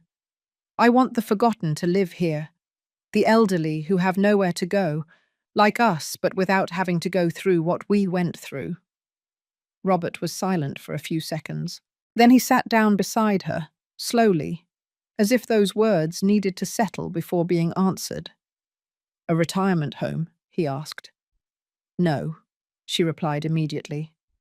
"Not a retirement home. A home, small houses, a garden, dogs like faithful at every door, bread on the table, not cold rules or hurried nurses. I want the elderly to feel part of something, of a family that won't abandon them." Robert took a long, deep breath. "And with what money? With the little we have, with what people give us, with what we plant? I don't know, but if we were able to start over with empty hands, why not try this?" He kept looking at her. In his eyes there was more than tenderness. There was respect and pride. "Then let's plant something bigger than corn, Mary." During the following days, they spoke with lawyer Benitez to formalize the idea. They looked for the necessary documents to convert a part of the land into property for community use. Teresa and Matthew, without thinking twice, offered to help build the first rooms. The children began to draw how they wanted the space to look. Small houses with tile roofs, large trees, and a patio with colourful chairs. Mr. Henry, upon hearing about the plan, brought wood from Flagstaff. Mrs. Lupe sent quilts and sheets, and a man in town, who heard about it at the market, offered cement at a low price just to see that dream come true. "And what will it be called?" Teresa asked, while kneading the afternoon bread. Mary looked at the notebook, already full of notes, drawings, and underlined phrases. "Refuge, new life," she said firmly, "because that is what this land gave us." The first little house was built in 20 days. It wasn't big or fancy. It had 2 rooms, a small kitchen, and a hammock hung under the porch roof. Mary cried when she saw it finished. "We are going to welcome the first one here," she told Robert. "Who?" "I don't know yet, but he will come, and when he arrives, we will wait for him with hot bread and a clean blanket." Robert nodded. He felt that for the first time, his old age had purpose. They were no longer survivors. Now they were builders. One afternoon, while the children were watering the rows and Teresa was knitting on the porch, Mary saw an older man sitting on a bench in the town square. She had noticed him before, always alone, always with the same broken shoes and his gaze fixed on the ground. She approached carefully. "Good afternoon," she greeted him. The man barely looked up. "Do you have family?" Mary asked gently. "Not anymore," he replied. "They died, or they left. It's the same." Where do you sleep? Wherever the night catches me. Mary gave him a loaf of bread. If you want, come with me tomorrow. I want to show you something. The man didn't say anything, but the next day he was at the entrance of the property with a plastic bag and a faded cap. Mary took him to the new little house. You can sleep here, eat, take care of the chickens if you want. You don't have to pay anything. Just stay and don't give up. The man sat on the chair on the porch, touched the hammock with one hand, and whispered, "No one has spoken to me like that in years." His name was Theodore. He was 78 years old, and that night he slept under a dignified roof for the first time in almost a decade. At dusk, Mary sat by the fire. Robert carved wood with Teresa's grandchildren. Faithful slept at the entrance of Theodore's room, as if he already recognized him as part of the pack. "What if this grows bigger than we can handle?" Robert asked, in a low voice. "Then we will grow too," Mary said. "We already did it once." Robert looked at her tenderly, but before he could say anything, Faithful suddenly got up. He growled. He approached the fence and stood still, his body tense. Mary stood up. She looked towards the entrance. In the shadows of the road, a tall figure watched in silence. He didn't make a move to get closer. He just remained there, motionless, as if it hurt him to step on that land again, and he still didn't dare to touch it. The first months of the refuge were of constant work, long days and nights of rain that dampened the newly built walls. The land, however, responded generously.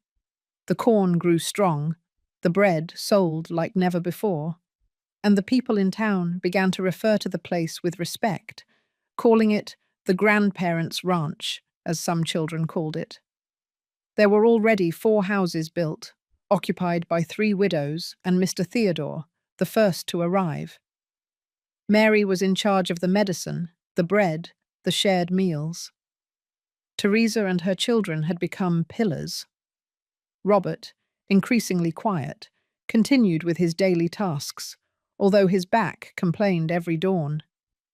Faithful, as always, watched everything without rest. One afternoon, while Mary was gathering herbs from the medicinal garden they had started cultivating, she heard voices near the entrance. Faithful barked loudly. It was a different bark, not of threat, but of warning. Mary dropped the basket and walked toward the fence.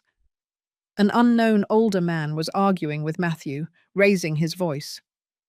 "What you are doing here is not charity, it's a business," the man said with a bitter tone. "You disguise yourselves as good people, but you are using the elderly to gain fame."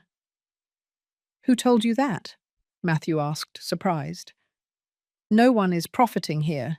Everything is shared." "That's what you say, but rumors are circulating in town that a bossy lady is getting rich with donations she doesn't even report, that she has the elderly working without paying them, that even foreign money is coming in." Mary froze. She took a few steps forward. "Good afternoon," she said firmly. "I am the bossy lady, as you call me, and I assure you that not 1 cent here is used for anything other than food, medicine, or shingles for the roofs." "Who sent you to say that?" The man looked at her with suspicion. "No one sent me, but we all know that your son returned with resentment, and that now there are brothers of yours who won't forgive you for what you are building here." Mary felt a pang in her chest. She didn't need to hear names. She knew that those words carried the venom of Stephen. That same night, Mrs. Lois, one of the residents, approached Mary with eyes full of anger. "Is it true that you are keeping the donations?" she blurted out. "Because if so, I won't let myself be used. I have worked all my life. I don't need anyone to give me anything with hidden conditions." Mary tried to calm her. "Mrs. Lois, who told you that?" "At the corner store, a woman who says she knows your son. that you are using the elderly to get on television. Are you going to deny that? We don't even have a television here, Mary said, hurt. All we want is for no one else to sleep alone on the street. But if you don't trust, it's not that. It's just that I was betrayed once by my daughter, and I'm not going to fall for it again. Mary understood, but she still broke inside. The next day, Mary didn't leave her room. Teresa looked for her several times, but she said she was tired. Robert sat next to her with a cup of coffee. "Are you going to let yourself be defeated by gossip?" he asked. "They are not gossip, Robert. They are wounds that return. People need very little to believe the worst. It is enough for someone to repeat it with rage for them to believe it with certainty. And what do? Nothing. We keep going. But inside me, something broke, again. Faithful was lying at her feet. He raised his head and looked at her with those eyes that seemed to say more than any human could say. Mary stroked his head tenderly. "You know who we are, don't you?" That week, 2 elderly people decided not to accept the room that was offered to them. One said he preferred the street, rather than getting involved in a place where old people are manipulated for advantage. The other didn't even explain. He simply left. Teresa confronted Mary that night. "You can't let the venom extinguish you," she told her. "This place exists because of you. If you fall, everything collapses. And if no one believes in me, Teresa, what's the point? We do believe. Matthew, the children, Faithful. Everyone here knows the truth. Don't give those who want to see you defeated that satisfaction." Mary remained silent, looking out the window. The moon was high, and the new roofs shone like silver. "What if Stephen returns?" she asked softly. "Then you will have to look him in the eyes and show him that you are not what he wanted to destroy." Mary turned to Teresa. "I'm not afraid of him, but it hurts that it comes from one of my sons." The next day, upon waking up, Mary found an envelope under the door. It had no return address. It only said, "For you, with what is yours." Inside, there was a handwritten note. "Rumors end when the heart that feeds them is extinguished. Take care of yours. Not everyone is on your side." There was no signature, but the handwriting was familiar.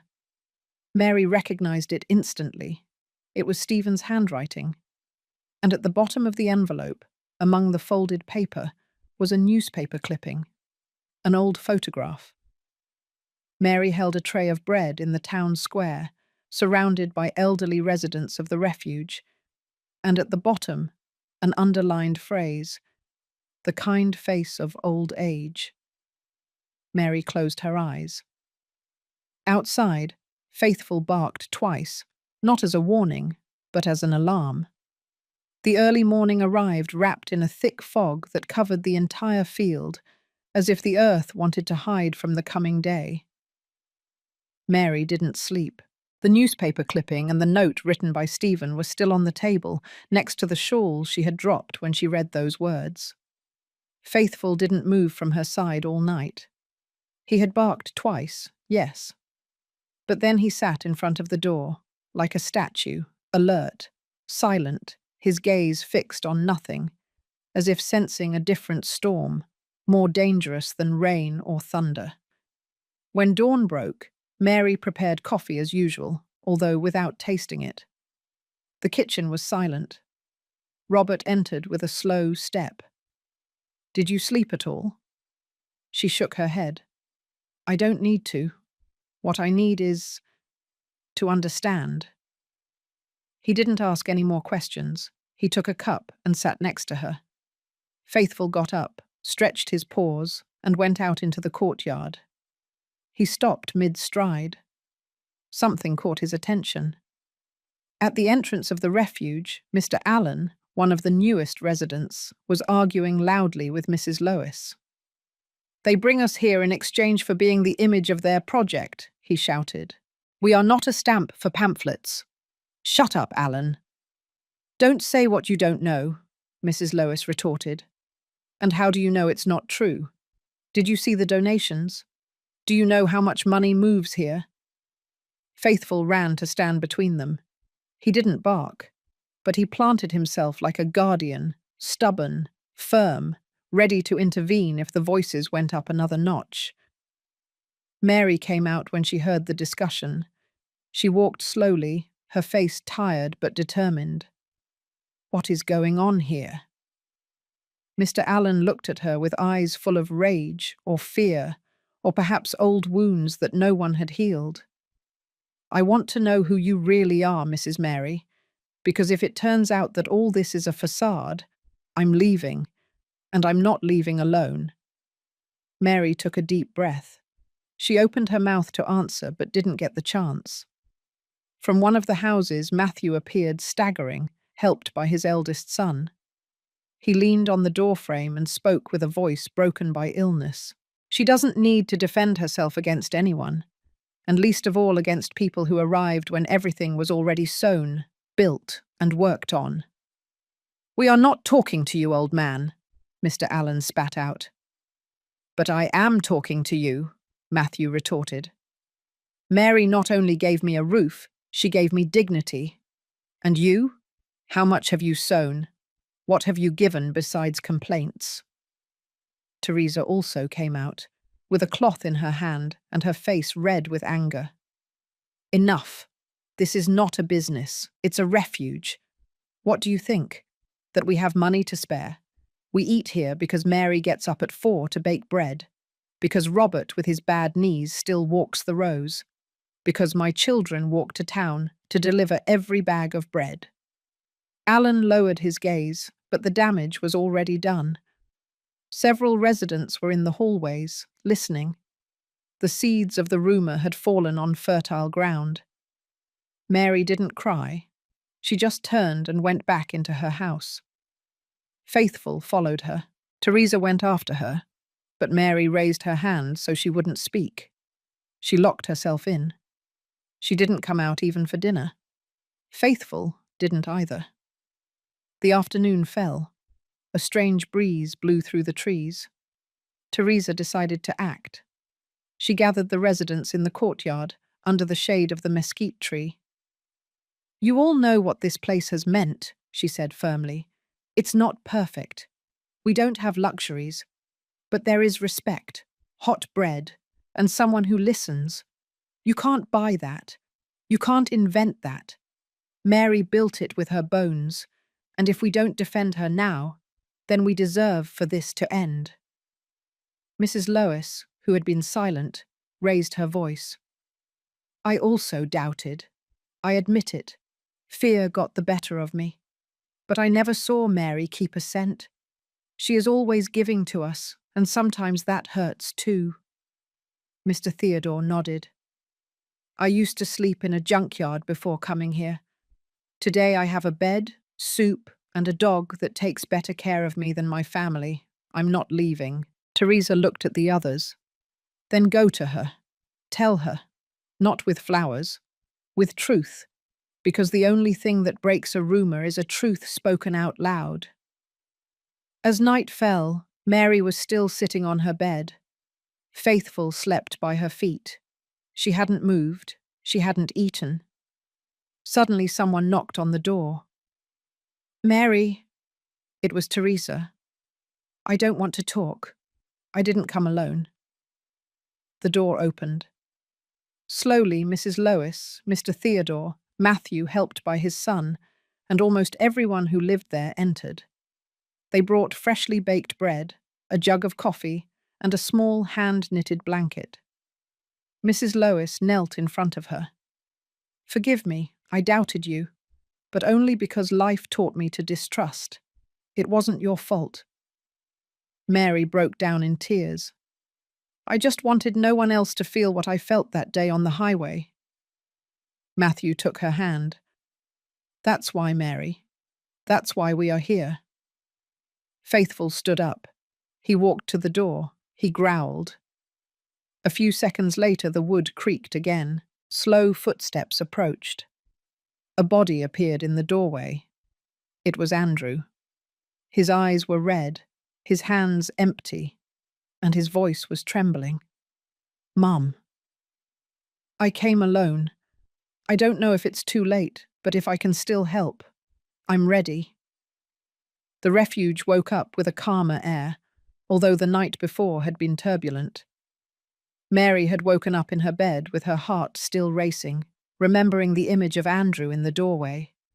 She could still feel the warmth of his trembling hands when he dared to say, "I came alone," before entering. Faithful didn't move away for an instant, looking at him with the eyes of someone who recognizes someone, but doesn't forget what they did. Andrew spent the night sitting on the porch without taking off his shoes. Teresa brought him a cup of tea, but he barely tasted it. Robert observed him from afar, without words. The other residents, upon learning that the youngest son had arrived, remained silent. There were no reproaches or greetings, just a calm expectation.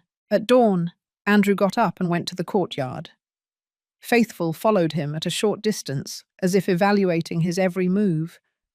Andrew knelt down, grabbed a handful of damp earth, and smelled it. "It still smells the same," he murmured, "like when we came here as children."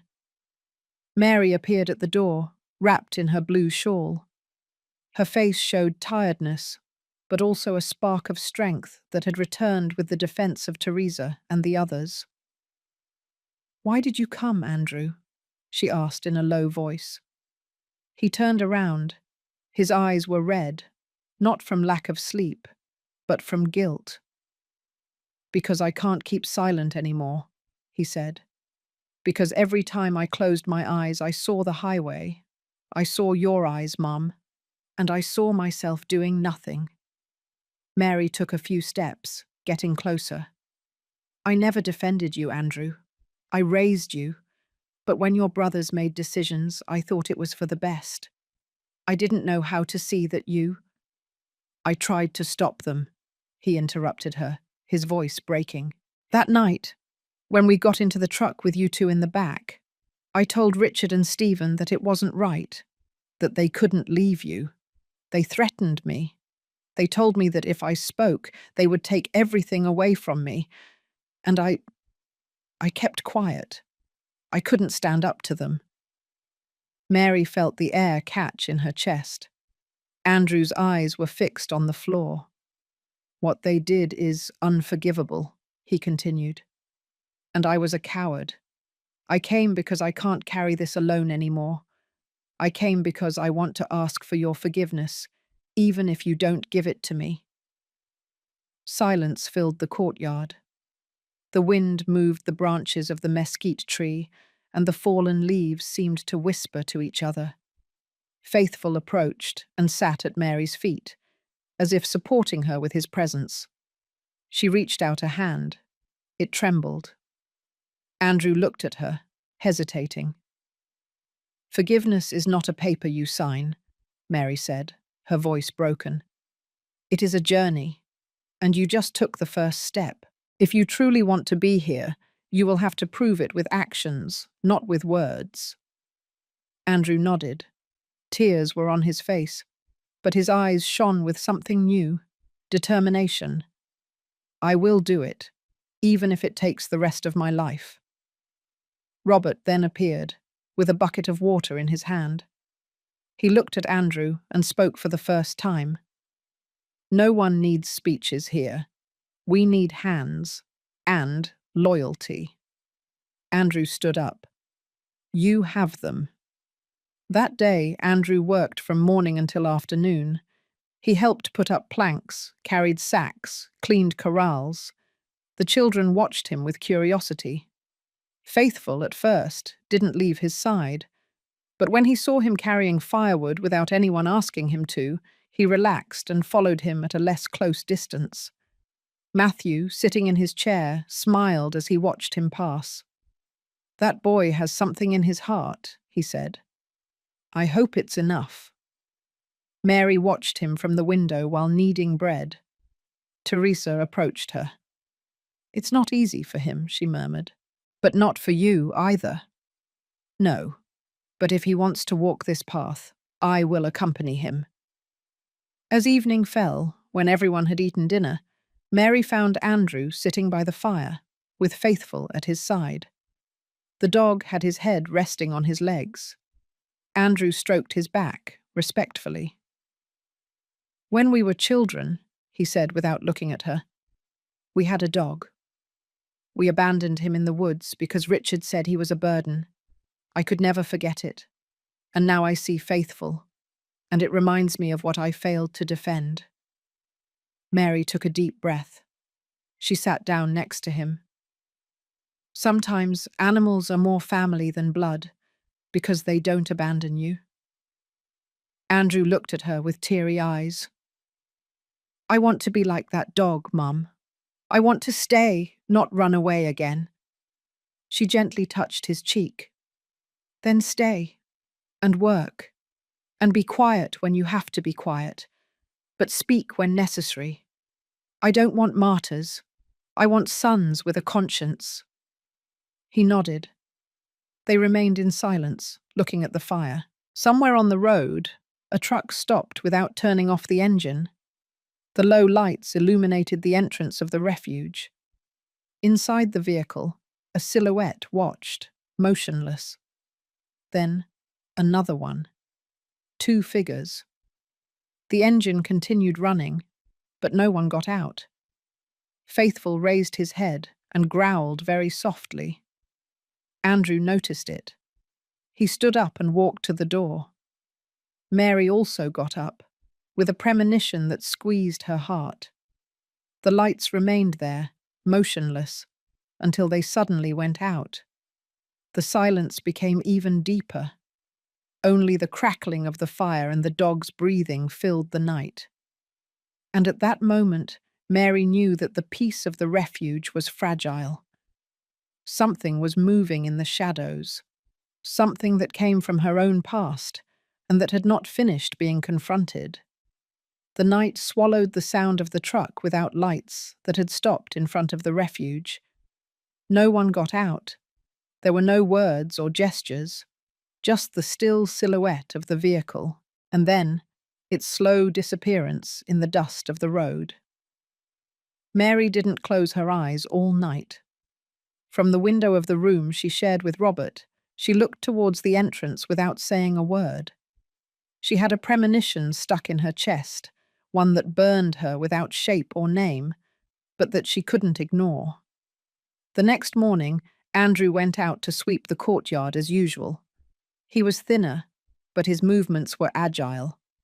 Sweat was already showing on his forehead early on, and even so he didn't complain. Mary watched him from the porch while stretching a sheet on the clothesline.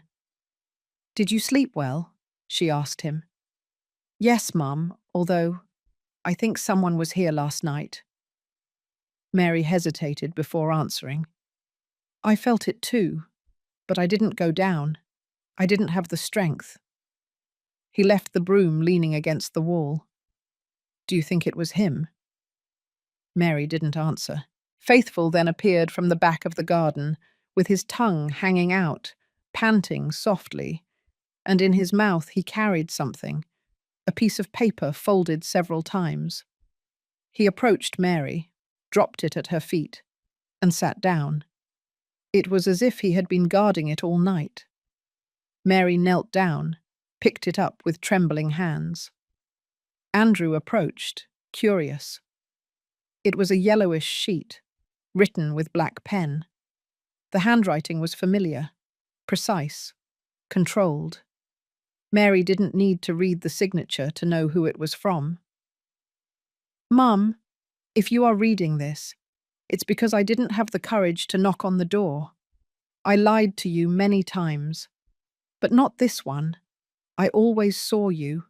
I always knew where you were, but I didn't dare. Because the one who abandons once becomes a shadow, and I became that, a shadow. Sometimes I would come at night, just to see if you were still alive, and every time I did, I felt less like a son and more like a coward." Mary swallowed. Andrew put a hand on her shoulder. She continued reading in silence, the words tightening her throat. "Andrew wanted to stop us that night. We threatened him. Yes, with taking everything away from him, with leaving him alone too. And we did it, because we thought we were right. I did it. I abandoned you. There are no excuses. I didn't come to ask for forgiveness. I came to leave my guilt in writing, and to say that, even if I never return, I know what you are worth. And I know that everything you built is greater than what we destroyed. I watched you, and I felt envy, because you were a mother until the end. Even when we tore out what hurt the most, you were stronger than all of us put together. I am not dead, but I no longer live. I just exist far away, and I deserve that too." Mary closed her eyes. The wind moved her shawl. Andrew didn't say anything. He knew that this moment did not belong to him. It belonged to her. On the last line, the handwriting changed. It was looser, as if the hand that wrote could no longer hold the pain. "I didn't dare to enter, but I was always here. Richard." Mary hugged the paper against her chest. Faithful watched her in silence. "I knew," she whispered. "I felt it. Every time the wind changed, every time Faithful barked at the road, it was him, my invisible son." Andrew knelt beside her. "Do you forgive him?" Mary caressed the paper with her fingers. "I don't know, but finally I can mourn him, not as an enemy, but as what he was, a son who was lost, and who at least stopped to write." That afternoon, Mary called Teresa. She asked her to gather everyone in the courtyard. When everyone was present, Matthew, the children, Mrs. Lois, Mr. Theodore, the other women, and Andrew. Mary stood in front of the mesquite tree and read the letter aloud. No one interrupted her. The silence was thick, full of respect. When she finished, she looked at everyone with red but firm eyes. "I share this with you because the refuge is also for those who regret, for those who didn't know how to return. This place was born from abandonment, but it will not live from resentment. I want us to always remember that." Matthew nodded with his eyes closed. Mrs. Lois wiped away a tear. Faithful, lying near the tree, wagged his tail only once. That night, Mary put Richard's letter in a wooden box, along with the deed to the land, the first bread recipe she wrote by hand when Andrew was a child, and an old black and white photo where the 5 of them were: her, Robert, Richard, Stephen, and Andrew. No one was smiling, but they were all together. She closed the box carefully. "This is what remains of my past," she told Robert. "Now we have to take care of what is coming." He nodded in silence. The next day, without prior notice, a letter arrived from the north, signed with a name that no one had spoken aloud for months. Not Richard. Another name. It was Stephen, and with that letter came an unexpected request. For days, Faithful walked slower. He no longer ran behind the children, nor did he lie down in the doorway to watch the coming and going of the refuge.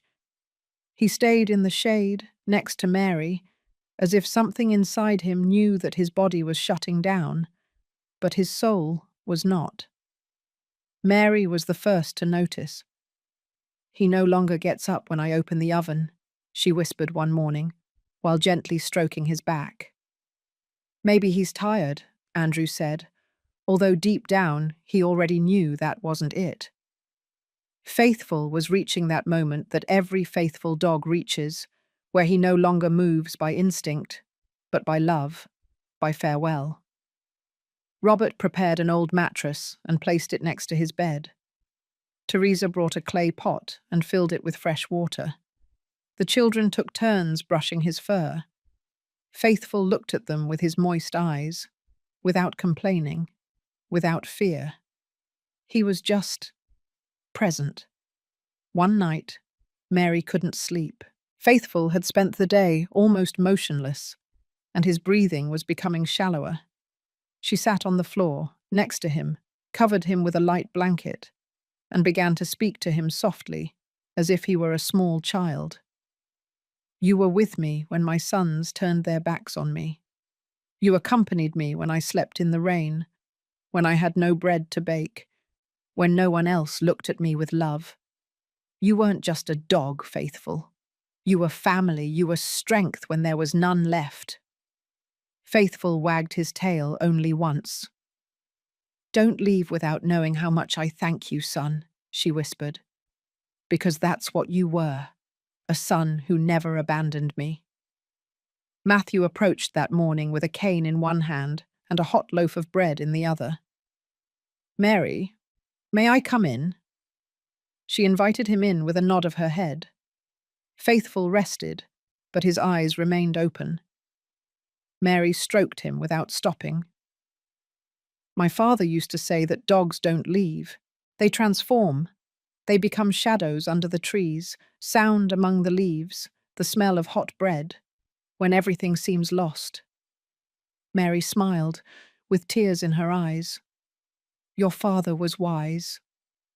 He was, but he never knew a dog like this one. At dusk, everyone at the refuge found out. Teresa gathered the residents, and little by little they began to arrive at the room, one by one, in silence. No one spoke. No one asked questions. They stood up, forming an invisible circle around Mary and Faithful. Andrew sat on the floor, on the other side. Robert turned off the main light and lit a candle. Today the first one is leaving us, Mary said firmly. And it's not an old man or a lady without family. It is a being that gave us more loyalty than many humans, and I want us to honor him as he deserves. Mrs. Lois brought a knitted blanket closer. The children placed dried flowers on the mattress. Faithful breathed slowly, but still looked at Mary with that clean gaze that only good animals know. Past midnight, Mary felt Faithful's body relax completely. She leaned in, kissed his head, and told him in his ear, Fly, my friend. You will always be here. Faithful took one last breath. Then, silence. The burial took place at dawn, next to the large mesquite tree, there where Faithful used to lie down to watch everything from afar. Teresa finished with Andrew. The children formed a line with stones. Mary wrapped the body in the blue blanket. Mrs. Lois said a simple prayer. Matthew recited a fragment of a ballad that spoke of brave symbols. Robert placed a hand-carved wooden plaque with the inscription, Faithful, the dog who never abandoned us. Mary left a piece of bread next to the wooden cross. So you won't be hungry wherever you go, she said. Then she slowly walked away. She didn't cry anymore. She had done everything. She had said goodbye without it becoming a bitter farewell. That afternoon, Andrew found something hidden in one of the old boxes that Mary had kept after the trial. It was a notebook. Inside, between bread recipes and numbers written in pencil, he found a note. It was Richard's handwriting. Mom, Andrew called, entering the room. There's something else. She looked up. Andrew approached with the notebook open to the page marked by a dried eucalyptus leaf. He read aloud. If you don't find me one day, and this dog is still here, you will know that he was braver than me, because he stayed, because he chose to stay, as I never knew how. Mary closed her eyes. Inside, something settled in her soul. One more piece that found its place. But as night fell, an unexpected sound broke the calm. A sharp, different, young bark came from the gate, and what was about to cross was not just another animal, it was a symbol. It was the promise that what was lost can be reborn. The sharp bark broke the silence of the early morning like an unexpected bell. It was different from Faithful's, sharper, younger, more nervous. Mary got up with her heart pounding, as if the sound had touched a place that was still raw. She opened the door carefully. The sky was still dark blue, a prelude to dawn. At the entrance of the refuge, right in front of the wooden gate, a trembling figure waited. A thin little dog with light fur, spots on her paws and floppy ears, big eyes and a shy look. "Robert," Mary whispered from the door. "Come and see." He came out, adjusting his sweater. Andrew also approached, barefoot. Teresa and the children were already peeking out the dining room window. The little dog didn't move. She trembled. She smelled of the street, of dirt, of dry rain. She had visible ribs and a scar on one of her hind legs. Even so, she didn't look away. She watched Mary as if she had recognized her before. Mary knelt down. She didn't say anything. She extended a hand. The little dog hesitated. She took a step, another, until slowly she approached and put her snout in Mary's lap. She nestled there, without making a single sound. "She's scared," Teresa said, "but she's also hopeful." Mary gently stroked her. "Then she already has a name." "A name?" Mary smiled. "Her name is Hope." In the following days, Hope became part of the refuge as if she had always been there. She slept at the foot of the mesquite tree, next to Faithful's grave, as if guarding his memory. She wasn't playful like a puppy. She was a wise, prudent little dog who moved in silence and only barked when she sensed something wasn't right. The children adored her. Andrew built a small wooden house for her, but she preferred to sleep next to Mary, at the entrance of the room, as Faithful had done. Mary didn't argue. Inside her, she knew that this animal had not arrived by chance. It was a sign, a cycle that was closing and another that was beginning. One afternoon, Mary went to town with Teresa to buy flour and medicine. On the way, an older woman approached them. "Are you the lady from the refuge?" she asked. "Yes," Mary replied with a smile. "Your story was told on the radio. They say you lost a dog that was like a son, and that now you have another one." Mary lowered her gaze. "Yes, her name is Hope." The woman was moved. "I wish all stories of abandonment ended with a name like that." Upon returning, Mary sat on the bench in the courtyard, with the little dog resting next to her. Robert brought her a cup of coffee. "Are you thinking about Faithful?" he asked. "I always think about Faithful," she replied. "But today not with sadness. Today with gratitude. He brought us here. He sustained us when no one else did." Robert put a hand on her knee. "And this little dog?" "She came to remind us." Hope raised her head and looked at them. Then she got up and walked to Faithful's grave. She lay down on the earth, as if protecting his memory. Mary approached. She lit a small candle on a flat stone next to the wooden cross. "Where loyalty ends, hope begins," she said softly. Days later, Mary decided to turn that space into a place of remembrance. Next to the mesquite tree, Andrew planted 3 flowers, one for each stage of his life since he returned. The children painted a stone with the names of all the animals that had passed through the refuge. Teresa hung a clay bell that sounded softly when the wind blew. The place became sacred, a corner where new residents would go to reflect, or cry, or remember what they had lost. Mary named it the Corner of Those Who Stayed, and there, between Faithful's grave and the shadow of the tree, Hope sat every afternoon. One morning, While Mary was sweeping the entrance, she received one more letter. It had no return address. It only said, "I couldn't come back, but I'm still listening." It was accompanied by a photograph, one of the first houses of the refuge with the children running, and Faithful in the middle of them. Mary handed it to Andrew. "Did you write it?" He shook his head. "No, I'm already here. That letter is from someone who still doesn't know how to return." Mary pressed the paper against her chest. "Then we will wait for him." At dusk, Hope ran towards the entrance, barking excitedly. No one was coming behind. No car. No figure. Only the wind. But Mary, seeing her so restless, knew that she wasn't barking into the void. Someone had stepped on that land again, and time was beginning to run out. The years passed like the breeze passes through the cactus, in silence without asking permission, but leaving traces on the earth.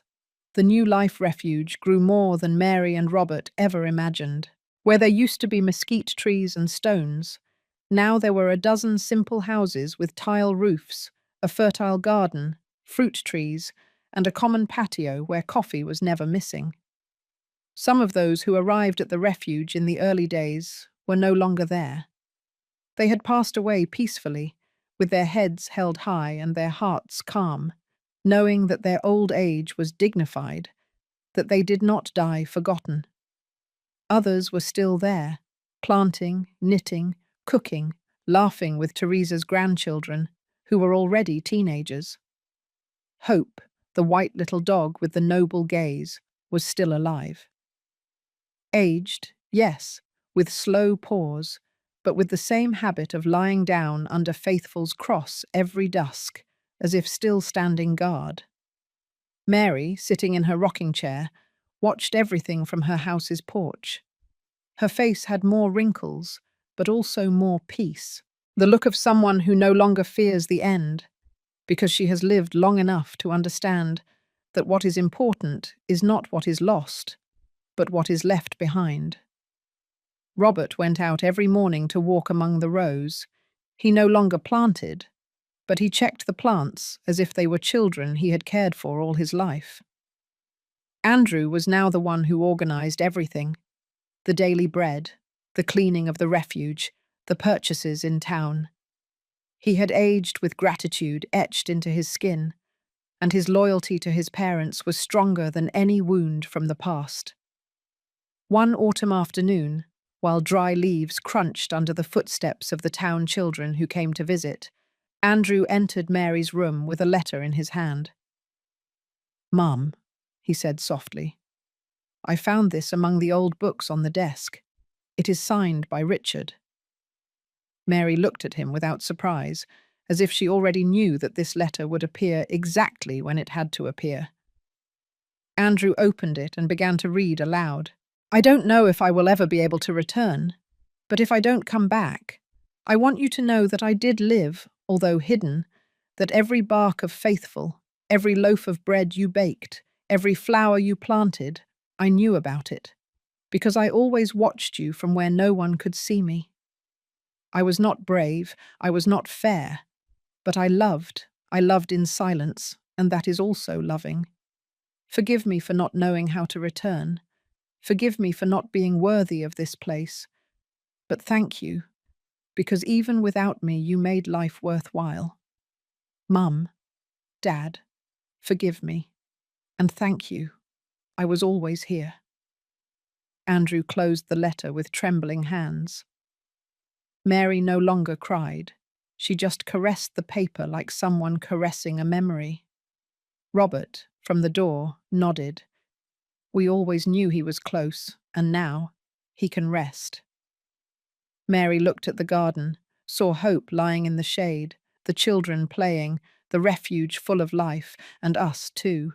That night, under the stars, Mary asked for candles to be lit throughout the refuge, one at each door, one at Faithful's cross, one next to the garden entrance, and another next to the bench where Richard used to watch them from afar, without daring to touch.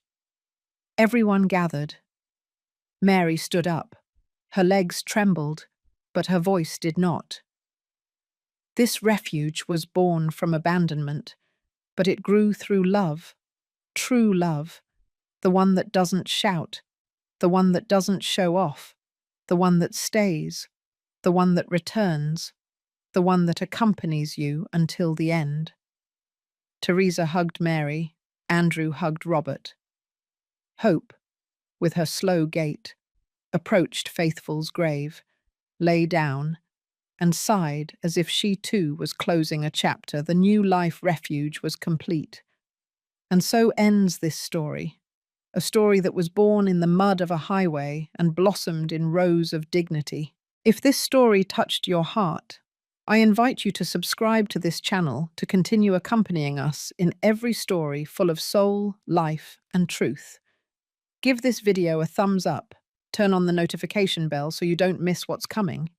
And if you want to support this project so we can continue sharing more stories like this, you can leave a super thanks. And now, tell me, if you made it to the end of this story, write the word rebirth in the comments. That way I will know that you are one of those who, like Faithful, never abandon. Thank you for staying until the last breath. See you in the next story.